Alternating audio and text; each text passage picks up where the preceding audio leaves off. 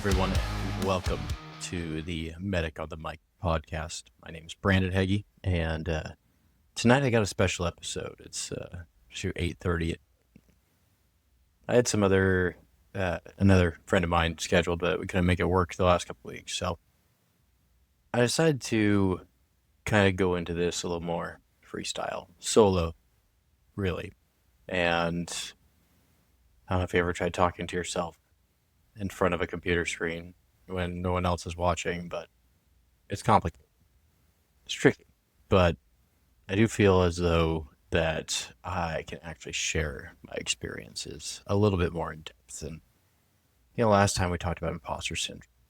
The time before that, what did we talk about? We talked about health and wellness. This kind of digs into that, but this is getting to more of the personal side. And over the upcoming months to years to weeks, whatever, we're going to be covering a lot of my story, because I feel as though if I've been through it, either a lot of people are either going through it or have. And I want to share my ideologies and my everything that's kind of happened. Just plant some mindset seeds, I guess. Some things that keep an eye out, some things that can trigger, some things that can cause some problems. And, I'm sitting here, like I said, 8:30 at night, but podcast comes out and I am the procrastinator 5000 king of doing that. But we're getting this out and I want to talk about it. So the reason this matters the most to me is because I watch it, I went through it and I didn't even know I did. And I know I haven't got to the topic yet, but guess what? Yeah, I watch it all around me. I see it happen. And sharing my story, just this small fragment at this point, it's going to get much, much bigger over the upcoming years. I have so much exciting plans coming up. But anyway, back to on topic. But sharing my story and kind of where it all started, it paints a bigger picture. And I don't want you guys to look at my story as though, Brandon's just talking about himself. Brandon's just doing this. Brandon's just doing that. It's like, no. I want you to take my story and I want you to change it and make it your story. I want your story to come to be the truest thing, the truest thought that you think about every single day. But it just doesn't come out. Until now, use my story and what I have gone through to help you see yours in a different light. Because it's purely perception. All of everything we do is perception. And for those who haven't listened before, I'm Brandon Heggie. I'm a firefighter paramedic, lieutenant firefighter paramedic. Actually, I just got promoted, so I'll be up to captain starting here in September. So I'm pretty excited about that. And I'm working with an amazing crew. So, but today, it's just Brandon Heggie. And I'm going to share this story. It goes back a long time. So it's about my dad, actually. So it's about my dad. My mom and dad, they got married young, had me when my mom was 20, and dad was 23, 22, something like that. And they got divorced relatively early. I think it was like 5 or 6 years old, something like that. But I remember the last time I watched my dad drive away, and I was really confused. My dad was my hero. He was the guy I played catch with. He was the guy I waited for to get home from work every single day. It was one of the saddest things ever. And I had a bunch of turmoil growing up, step parents, stepdads drinking and all that type of stuff, and stepmom that I couldn't stand. And it got dark because I got into the world of fire and EMS right off the bat out of high school. And started volunteering, and about a couple of years later, I was working at Mason County Medic 1. I was working as a resident firefighter at a local fire department. So I was literally living at the fire station. So I was living at the fire station and going to work at Medic 1. I did that every single day, hundreds of hours on end every single month. And my dad, he was in town and he was having a rough time. And, I'd get to see him so often. We talked all the time because, if I was awake at 4 o'clock in the morning, he was driving his log truck at 4 o'clock in the morning. So I give him a call. We get to talk in the morning. It was great. I got to have that connection with. And it was the end of August of 2009. He came to a softball tournament that I was playing. I actually blew out my shoulder that game. I remember, and he was there. And he comes up and he asks me a couple of questions. And it was about hunting and that type of stuff. I'm like, yeah, I give him some answers because I was big into weapons, firearms. He was asking me those kind of questions. Uh, I really thought nothing of it, and I know he was going through some marital issues, and it was sad on my end. But I just wanted my dad happy, and it was discomforting and scary, and just because I didn't know anything was going on, and I thought my dad was great. So on September 1st, September 1st, the morning of, I actually stayed the night at my mom's house the night before. My girlfriend at the time, she was with me, and we were staying the night up there, and which it was like the only day I took off, literally in like my career of being at Medic One and at the fire department. The only day I took off in that time frame, and we didn't get many days off a year, but it's the only day I took off. And the phone is ringing off the hook at my mom's house, like 6 o'clock in the morning. What is going on? I'm not answering it because I don't live there. I was just hanging out for the night. And then I'm starting to shake right now. And I get a phone call. And, here, let me show you real quick. So for those of you watching on YouTube, you can see, I got a picture right here. That's my daddy. My dad with me as a little man in front of my grandma's house. He was my idol. And, but yeah, 6 o'clock in the morning, phone's ringing. Finally answer it because I recognize the phone number. I'm like, oh, buddy Mark. Why is he calling me here? So I answer the phone, and he's like, dude, where are you? I'm like, I'm at my mom's house, man. And he's like, do not move. I'll be there in just a little bit. I'm like, okay, what's going on? He's like, your dad just killed himself. He just killed himself. On the one day that I took off, where it was my fire department, so I would have been in that aid car. It was my medic unit that I normally work. That would have been the first one there. And I would have been that person to see it. It was the one day I took off. And yeah, he called me and he said that. He's like, do not move. I'll be there in a minute. So a little bit later on, him and our supervisor, Sean, he showed up and they both gave me big hugs. And they said, dude, and they painted the picture for me. I'm not going to get graphic for you, but it was very graphic. And the story behind it was messed up. And I'm happy I wasn't there. I'm happy I don't have those images stuck in my head. My grandpa showed up a little bit later, came and gave me a hug, and he was like, dude, I think he was speechless. He didn't even know what to say. But he gave me a hug, and I haven't seen him by himself before, so it was kind of a new thing. But it was rough. I didn't know what to do, what to expect. But at the same time, I wasn't surprised. And I don't know if it's the fact that I'm probably a little emotionally detached. I've never been diagnosed autistic, but I'm pretty dang sure that I got something going on. But I've never had emotions and attachments to that type of stuff. I knew my dad. I cried a lot as a kid missing him. I remember that. But at that point in time, what did I decide to do? Well, my dad always told me, he's like, if you ever did anything in this life, it's work, because you need to provide for your family. My dad, he worked his ass off, like 60 hours a week, paying a bunch of child support, all that stuff. But he's always at my games. He's always there. He was extremely supportive in every regard. But he always told me to work. We had that opportunity. So the next day, what did I do? My ass went back to work. And I swear to you, every single time that if I went to a call that I passed probably 50 log trucks that on the way there, get to the house, and there was whittled cedar pieces of wood all over the house. And that was my dad's hobby. He loved to whittle things. So I'm like, well, that's kind of weird and remarkable. Very weird. But what did I do? I kept going. I didn't take any time off. None of it. And the reason I say this in this story, because this was kind of a pivotal moment. And I'm sure that throughout everyone's thoughts and feelings, throughout everyone who's listening to this, throughout everyone that you know, someone either has faced or will face grief of some sort. Especially in this profession, will face trauma. People have faced trauma well before this profession, in life, family, something in some sort of form of that will hit you. And our biggest instinct, and I've heard this recently from a bunch of people. It's like, all I'm doing is I'm just trying to stay busy. You have something big going on in your life. I'm just trying to stay busy.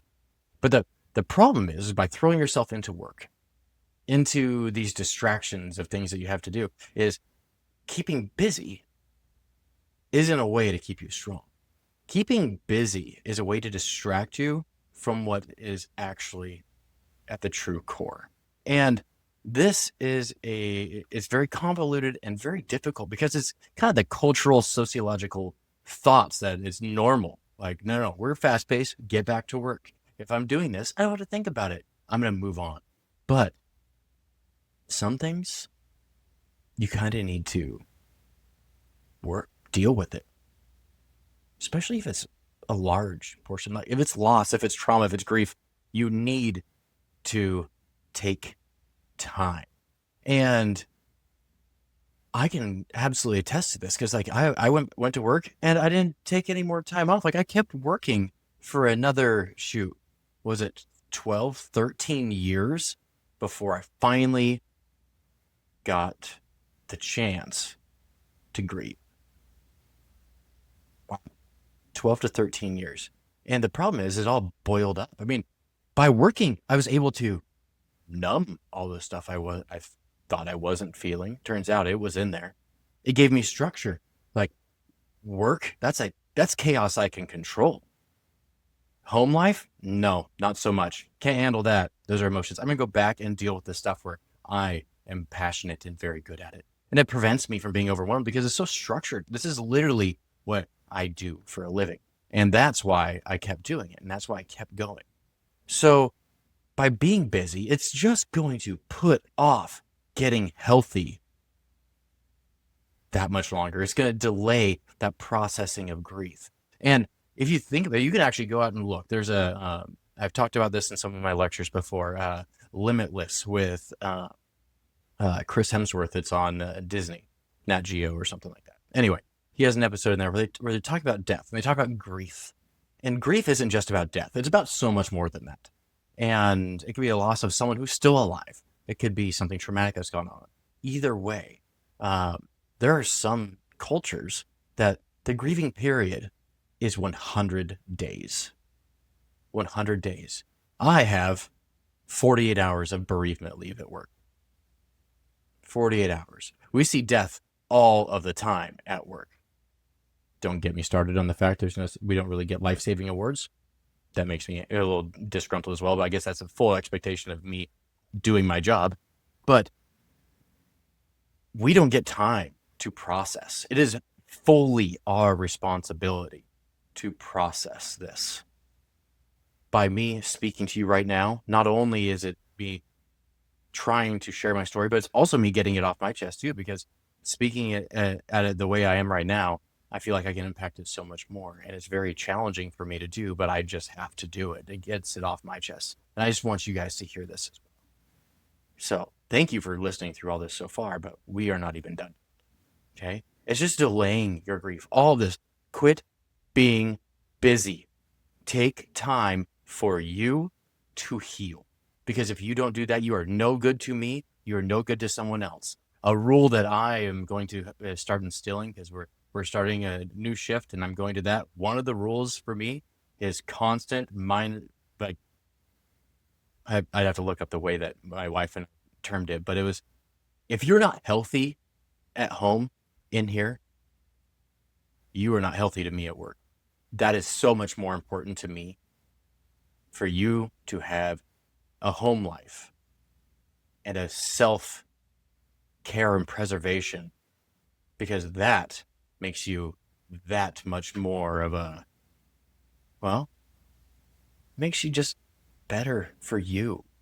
You're a human, and I want the healthiest of humans working with me. And I can't say that you're no good to me at work, because that's not you're always amazing to me. Just know that it's the outside that really counts that much more. I can be freaking phenomenal at work. I used to do so much stuff. First aid CPR program. I did I had no boundaries. I said yes to absolutely everything that I was asked to do. I even came up with more stuff to do just to keep me busy. It was so painful that I it almost cost me my relationship. It's cost me a lot of grief and problems, and it's taken me years to get over this. And, my marriage has not been easy. It's been at first it was the rockiest I could ever imagine, but because of that, because of my wife moving me and helping me see in a different direction outside of what I was actually experiencing, because all this was normal for me, this being busy part, because that's what my dad did. That was normal, and that's not healthy. Take your time. Take your time, because things that were what we do, we filled up, say, let me just throw out some examples. So people fill their grief with work, with booze, with smoking weed, with hobbies, caretaking, helping other people, social media. There's a whole list. Okay. have a little list I'm working on with all this right now. And there's so much, because what I can't emphasize enough is that staying busy never lets you heal. Think about that. Staying busy, you will never heal, because your mind is not where it needs to be. So how are we going to recognize this buildup of the surface, whether it's burnout, whether it's grief, whether it's some sort of trauma, is it PTSD, like all of these things that I know a lot of you listening are feeling this? These are all signs. Anger, numbness, fatigue, disconnection, loss of personal self, your own feelings. When was the last time you did something fun for you? Okay? There's stuff building up to the surface. Physically, you might not be sleeping well. Your health, you might have health problems. You might be, hypertensive. You'll be gaining weight. Your cholesterol's off. Like, we can go down a full line of stuff, and I'm going to be learning even more about this over the upcoming months. But there is a massive amount of things that were going on. So what I really didn't notice is like this whole burnout side of things, right? So I went out of mental health leave in 22, I think. And I was out for almost 7 months, and it was because I was burned out. I worked so hard, and I didn't actually get a chance to focus on me and see what the problem was. I actually went and did some brain spotting with my therapist. Brain spotting is they use a kind of a X and Y axis by holding it. They hold like a pointer thing in front of your face. Say, hey, look at this pointer. Move your head to the left, or move your eyes to the left and the right, and then up and down. When you feel a physiological change, so like you feel sad, you feel something going on in your body, you're like, ooh, that feels off. Where they're holding that pointer, they've determined that by holding it in that one spot and keeping it there, that's a direct access point to looking into the memory that's bugging you at that point in time. So I went into my therapy session. I'm like, I want to talk about work, like, because you have to have it's like, where do you want to start? And I'm like, I want to talk about work.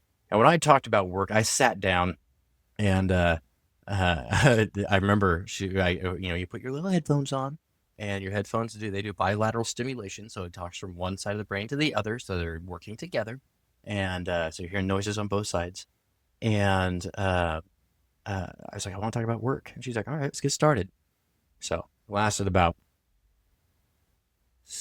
30 seconds. Like what I was seeing is I was like, all right, I'm at work. We're doing our pass down at station 5-4. I remember all this. And then the next thing you know, boom, image of my dad. Why? Because that is the memory that my brain wanted to solve. That's the problem that I had. Whether it's, insert yours here. Your brain chooses what you actually should be working on. It's not what you want to work on. And thank God for that. Thank God your brain's like smart enough, like, hey, you got some shit you got to work out. This is what we're going to talk about, and it's going to be uncomfortable, and you're going to hate it. You're not going to like it. It's going to make you uncomfortable, and it's going to make you question everything about yourself, to the point of like when you start getting a diagnosis of whatever you have going on, anxiety, depression, PTSD, all that type of stuff, and then you're like, no, I don't. Well, sometimes denying it when someone tells you have it going on, you might want to go and take another look from a different mirror, because reflection's key, man. Whoever, take a look at yourself. You might have some shit going on. I did, and I didn't even know it. I thought it was work. I thought I was getting passed up for promotions. I thought it was that last kid call that I had. I thought it was all this. For me, it was my dad. For you, it might be a call. It could be trauma as a child. It could be anything. So, what happened when I was 21? When my dad died. I had one drink with him, so I'm having a drink for dad right now. Old-fashioned. Back then it was rum and coke. Anyway, but when I was 21, I didn't realize that me going back to work and not taking that time, that was planting the seed for another 13 years of being messed up, or actually being messed up worse. And then my relationship problems, family problems, all these problems, I had no idea that it all stemmed from not taking time. I was working way too hard. And a lot of people do, because the fire service, EMS, all this is life. This is like, it's not a career. It's not a job. It's a lifestyle. That's true. I love what I do. I love meeting people. I love providing medicine, but I love being the person that people can reflect off of and talk with, because there's so much more to it. It's the personality, the humanity behind medicine. The humanity. There's so much that we can do for people, for each other. I like being an officer at work because I get to work with my people, because I get to see them, and it breaks my heart when they can't see themselves. And there's a lot of them. There's a lot. So what is burnout? Contextually, burnout, emotional exhaustion, detachment, and a loss of meaning. Why am I here? I'm here to work. No, you're not. I'm here to be Brandon. Now, before I was here to work, nothing else mattered.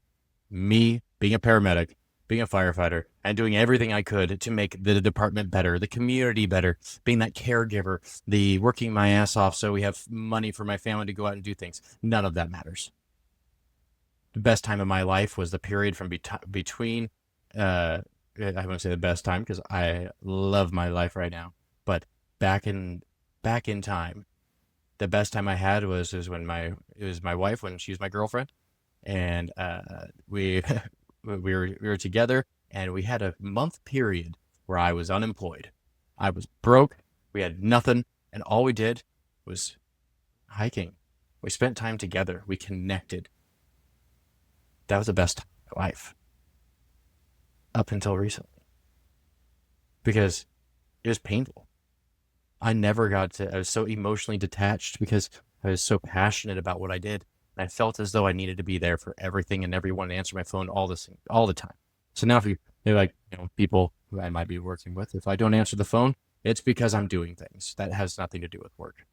Because I know what matters to me and my family the most is me being healthy. So then that way, when I go and I spend my 48 hours with those brothers and sisters that I also love dearly, I can be there for them too. It's all about balance. It's all about. So again, whether it's a call, whether it's a trauma, whether it's a relationship, whatever it is, take that time. Reflect. You don't have to be decisive. You can literally take a step back. You can take back your thoughts. You can change your feelings and mindset. When I was younger, I was very, I had much more of a conservative mindset, meaning that I wasn't open to open-mindedness. I was very closed off, because the way things were, it was black and white, and there wasn't really gray, because the rules were rules, and that's just what it was, and that's fine. That's also a crock of shit because life is completely gray. Completely. It's all based off perception. It's all based off of how you feel. And your feelings can change. Your mindset in life can change. There are things that I do and talk about today that I never did 4 years ago. This conversation I'm having right now, never did 4 years ago. I'll sit in one of our rooms at 3 o'clock in the morning with a coworker doing breath work because I know I can watch their anxiety drop down. Never would have done that 4 years ago. Things can change. Communication, conversations, opening up, working with your peers, and taking in ton other information because we've all been there. Find someone, a mentor, someone who can walk you through their instances, the goods, the bads. Some people may not have got professional help. Some may have. I highly recommend it. I have my own therapist on pretty much retainer. I can call and make an appointment, and I don't need it all the time, but I know those times that I do now because I can feel it in my body. Because your body reflects what your mind does. They're all connected. Okay? They're all connected. You need to give yourself some space. You need to, there's a bunch of things you can do. You can talk with others, like I said, cognitive therapy. There is, there's so many different types of therapies now. There's my wife, she's a hypnotherapist, so it does like visual meditation and actually walks you.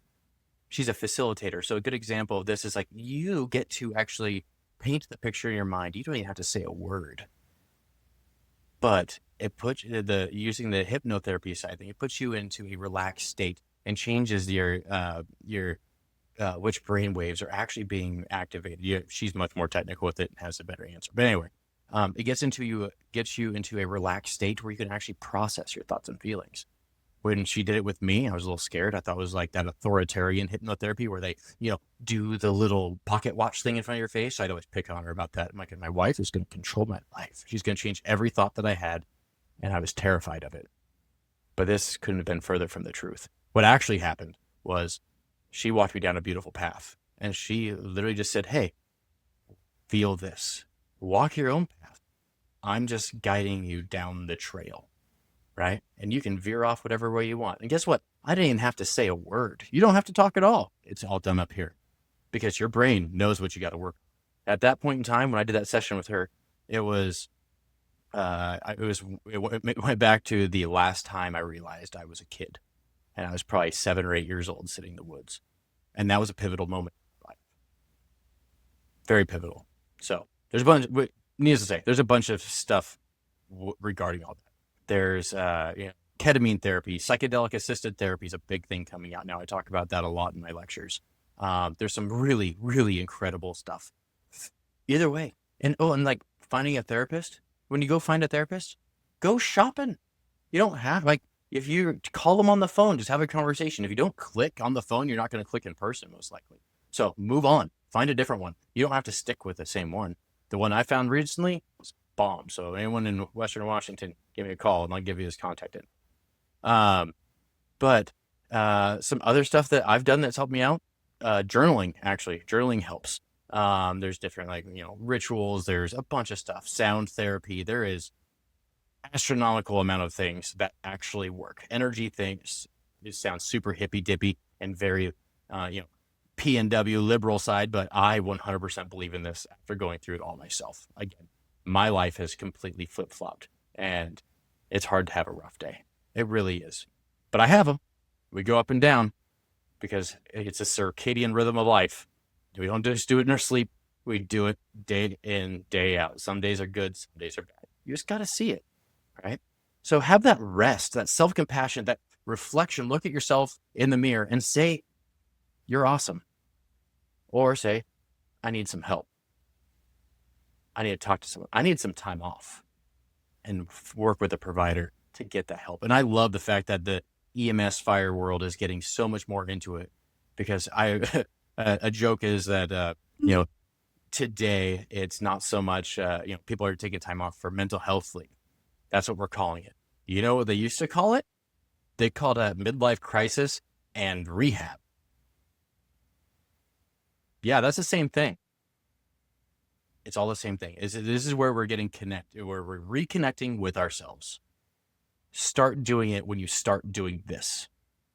And by this, I mean listening right now. You're taking that step forward. Listen to your heart, your soul, the people around you. Be curious, ask questions, but start thinking about it. Because I tell all the people like brand new in the business, they show up, they're like, I know you're gung ho and excited about this, but there's some steps you need to put into place with you and your family as trigger points of when you need to breathe. There's a bunch that has to happen in that regard. So it's not about being busy. It's not. Please don't be busy. Please don't burn yourself out. I know a lot of us are going to, and I catch myself every now and then too, but I can feel it because we go through it and I talk about this. We work on this. It's not about being busy. It's about staying connected. It's about staying connected with yourself, with others, your peers, the people who love you to the core. That's who it's about staying connected with. It's about setting up those boundaries, saying no, but also being bendy, and being bendy in your mindset and thought process. Because if you're not taking in all sides, you're not taking any side. Frankly, I guess that's my own point of view. But sorry, this entire thing is super rough for me to talk about, just because it keeps going back to when this all started. It makes me think of my dad. It makes me think of all this stuff. But at the same time, you know what I got to do? I got to do a session where I thought about my dad on the beach, and my boys were there, and my wife was there, and we sat down, we drank a Corona together on the beaches of Mexico, which I could never imagine. My dad went there once with me. I could never imagine seeing this logger dude sitting there in the shorts in the beach. And last week, I just took my boys camping to the beach right next to where, there's a hike and a camp overnight to a beach right next to where my dad took me and my brother 25 years ago. You know why? Because I'm connecting with them, and I'm teaching them this, and they're learning about all of these things, and they are 7 and 9 years old. It is never too early to understand your feelings. Sometimes you just have to learn it a little bit later. So, Dad, I love you. I miss you, you asshole. Your boys, your grandkids would love the crap out of you. But I appreciate everyone else also in this story, because I know that my dad, by doing what he did, that very selfish act, was the most selfless thing that he's ever done. Because it put me through hell just so I can speak my words and help you get out of yours. I love you all. And until 2 weeks from now, stay safe, reach out, email me, whatever, text me, share this with your friends. I'll see you next time. This is Brandon, Medic on the Mic podcast. See you soon.